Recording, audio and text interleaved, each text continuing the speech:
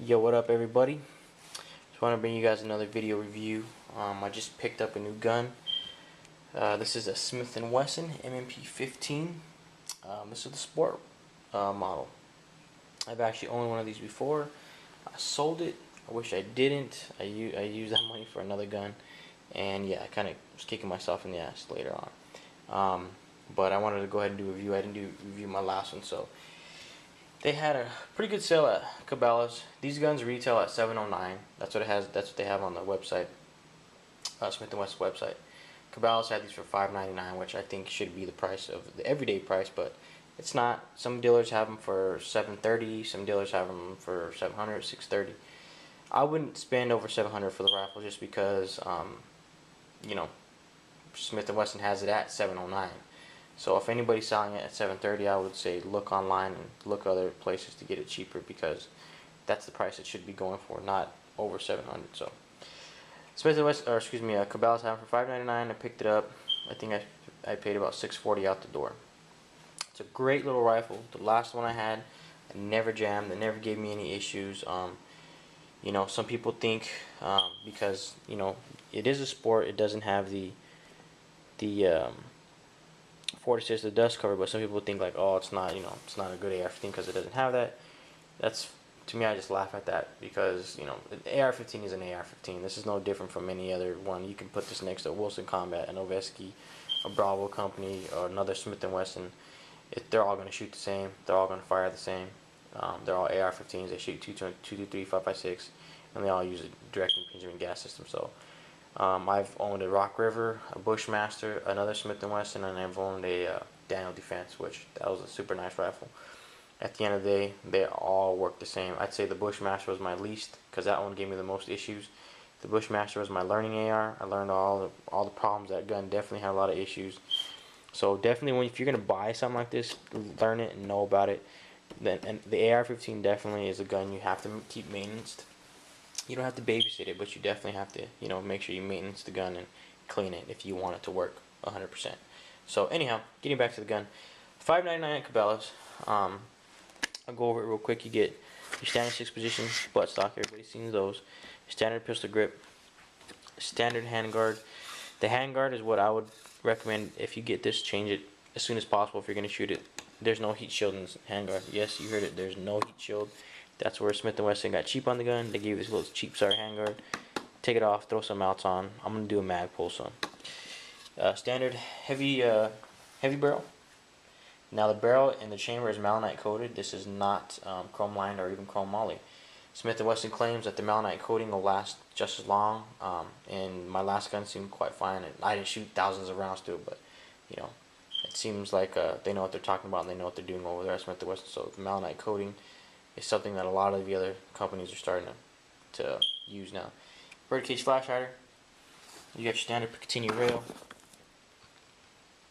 And what I like about this one, this is the newer Sport, so it's got the mag pull sight came with that, which I think is great. That's added value right out of the box. You got your etching there, M&P15. See, I love that. Smith & Wesson's not, just because you know they're making a lower price rifle, they still wanted to try to keep as much value into the gun. And by adding, you know, even the markings, you know, that to somebody who, if you want to sell later on, like, oh yeah, I like the marking on it. It looks nice. It makes the gun look better. It's not just an all black gun. So plus with the mag pull sight, and you get this 30-round P mag. I mean, again, that's added value out of the box. Smith & Wesson makes these guns 100% in-house. They forge these lowers. You can see the trigger guard is built right into it. I like that. You know, you don't have to go out and buy a trigger guard. They already have it done for you. See the other side? You know, pretty much you've seen it before. Like every other AR-15, you got your bolt release there. Smith & Wesson markings. And again, these markings are nice deep cuts in there. Again, it's nothing's cheap about this gun at all, besides the handguard. But it's very lightweight too. Very, very, very lightweight. Very lightweight gun. I'd say it's probably one of the lighter AR-15s on the market, without having a pencil thin barrel, which I'm not big on the pencil thin barrels, but this one has, you know, standard heavy barrel. Again, it's, you know, if you're interested in an AR-15, you know, you've never owned one, or you don't want to spend that much money on one, this is definitely a good one to look at, because Again, you're going to get the same experience you're going to get with any other AR-15.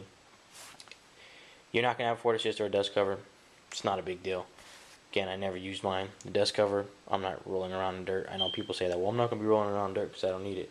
But it's true, I'm not going to be rolling around in dirt. This gun's never going to hit the floor unless for some reason I decide to do a torch test on it. So I'm not really worried about that. If it had one, hey, that's great. I wouldn't mind it.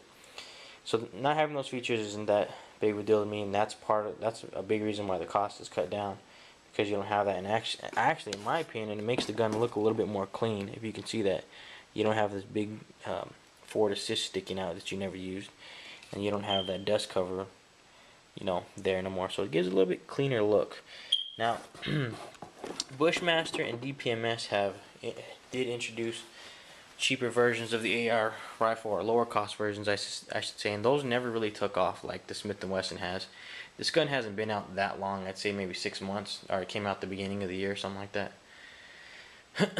And Smith & Wesson is eating up the market right now when it comes to this gun, because it's an all-metal receiver. Bushmaster's was the polymer. There's nothing wrong with polymer, but Bushmaster's was the polymer. I don't believe it came with any kind of sights.